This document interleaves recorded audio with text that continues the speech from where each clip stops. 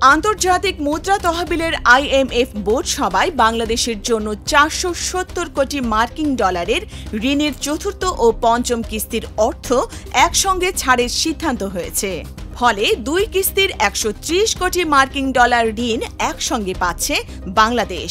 চলমান ঋণ কর্মসূচির দুই কিস্তির 134 কোটি ডলার ছাড় করার অনুমোদনের সঙ্গে বাড়তি 80 কোটি ডলার দেওয়ার সিদ্ধান্তও নিয়েছে আন্তর্জাতিক মুদ্রা তহবিল IMF। এতে করে বাংলাদেশের অনুকূলে সংস্থাটির মোট ঋণ দাঁড়াবে 550 কোটি ডলার। জানা যায়, সোমবার ওয়াশিংটনে IMF এর নির্বাহী পরিষদ এই অনুমোদন দেয়। IMF 2023 সালে 30 জানুয়ারি বাংলাদেশকে 470 কোটি ডলার ঋণ অনুমোদন করে। রাজস্ব আয়ে লক্ষ্যমাত্রা অর্জন না হওয়া এবং বিনিময় হার বাজার ভিত্তিক করতে দেরি হওয়ায় প্রথম 3 কিস্তির পর চতুর্থ কিস্তি আটকে যায়। অর্থ মন্ত্রণালয়ের অর্থ বিভাগ ও বাংলাদেশ ব্যাংক সূত্রে জানা গেছে, চতুর্থ ও পঞ্চম কিস্তির এই অর্থ 26 জুন বাংলাদেশের হিসাবে জমা হবে।